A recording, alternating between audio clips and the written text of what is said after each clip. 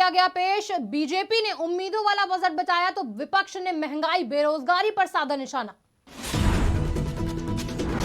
Budget पर बोले PM Modi, कहा बजट वंचितों को वरीयता देने वाला, समाज के सपनों को पूरा करेगा बजट। बजट पेश होने के बाद बाजार में उछाल, सेंसेक्स 1076 अंक, निफ्टी 264 अंक बढ़ा।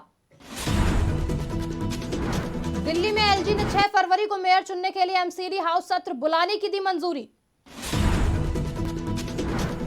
मुकेश अंबानी के बेटे अनंत अंबानी पहुंचे काशी, काशी विश्वनाथ मंदिर में किया दर्शन पूजन। नमस्कार, आप देख रहे हैं आज की खबर। मैं हूं आपके साथ रागिनी सिंह। केंद्रीय वित्त मंत्री निर्मला सीतारमण ने आज लोकसभा में अपना 5वां आम बजट पेश कर दिया है। इस दौरान कृषि, शिक्षा, गरीबों और नौकरी पेशा लोगों के लिए अहम ऐलान किए गए। 7 लाख तक इनकम टैक्स फ्री कर दी गई है। इस बजट में महिलाओं, युवाओं और वरिष्ठ नागरिकों के लिए कई ऐलान किए गए। इस बार सबसे बड़ी बात यह रही कि 9 साल बाद टैक्स स्लैब में बदलाव की घोषणा की गई है।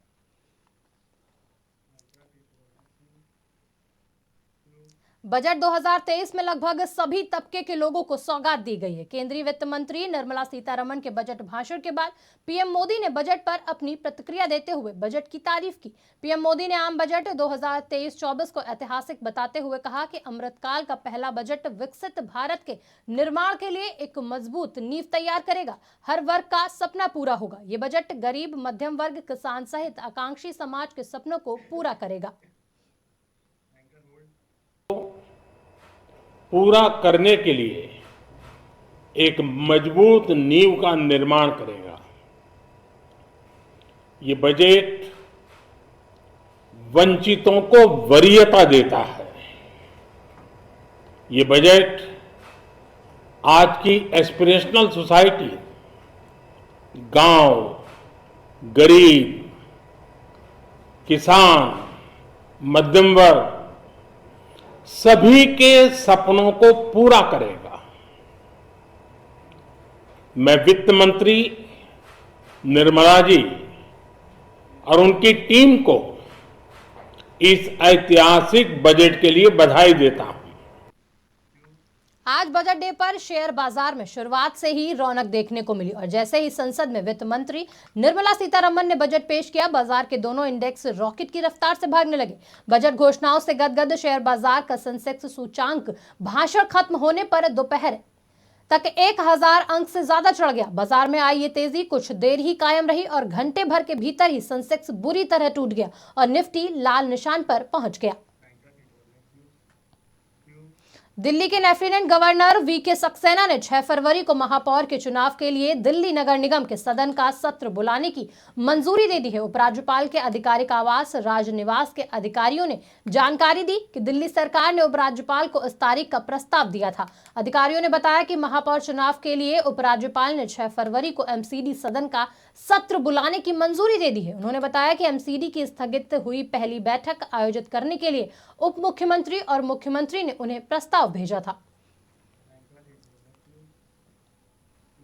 देश के प्रमुख उद्योगपति मुकेश अंबानी के बेटे अनंत अंबानी वाराणसी पहुंचे। उन्होंने श्री काशी विश्वनाथ के दर्शन किए, साथ ही विधि विधान से पूजा भी की। अनंत अंबानी ने बाबा दरबार में मत्था टेका और सुखमय जीवन की भोलेनाथ से कामना की। इस दौरान अनंत ने विश्वनाथ धाम की प्रशंसा की। उन्होंने कहा, बाबा का धाम अद्भुत और सुंदर है। अनंत अंबानी रिलायंस के न्यू एनर्जी कारोबार की जिम्मेदारी संभाल रहे हैं। फिलहाल वे रिलायंस Zero2C और रिलायंस न्यू सोलर एनर्जी के डायरेक्टर हैं। देश भर में आज आम बजट को लेकर चर्चाएं हो रही हैं। वित्त मंत्री निर्मला सीतारमण ने लोकसभा में बजट पेश किया है। वहीं मध्य प्रदेश के मुख्यमंत्री शिवराज सिंह चौहान ने कहा कि अमृतकाल में वित्त मंत्री ने मध्यम वर्ग को बड़ी राहत दी है। छूट की सीमा में वृद्धि और नई कर व्यवस्था में बदलाव से लोगों के हाथ में अधिक पैसा खपत बचेगी। ये बजट प्रधानमंत्री जी के संकल्प आत्मनिर्भर भारत के निर्माण को पूरा करने वाला बजट है। एक वैभवशाली भारत, एक गौरवशाली भारत, एक संपन्न भारत, एक समृद्ध भारत और एक शक्तिशाली भारत के निर्माण का बजट है। यह बजट सर्वस्पर्शी और सर्वव्यापी है। समाज के हर वर्ग का कल्याण इस बजट में निहित है। देश के हर राज्य का कल्याण इस बजट में निहित है। ये गरीब कल्याण का बजट है। जम्मू कश्मीर के बारामूला के गुलमर्ग में हिमस्खलन में एक रिजॉर्ट की चपेट में आ गया, जिसमें कई लोगों के दबे होने की आशंका जताई गई। सूचना मिलने पर मौके पर पहुंची राहत बचाव टीम ने रेस्क्यू ऑपरेशन चलाया, जिसमें 2 विदेशी लोगों के शवों को बर्फ के नीचे से निकाला गया, जबकि 19 अन्य विदेशी नागरिकों को बचा लिया गया, जिन्हें अस्पताल में भर्ती कराया गया।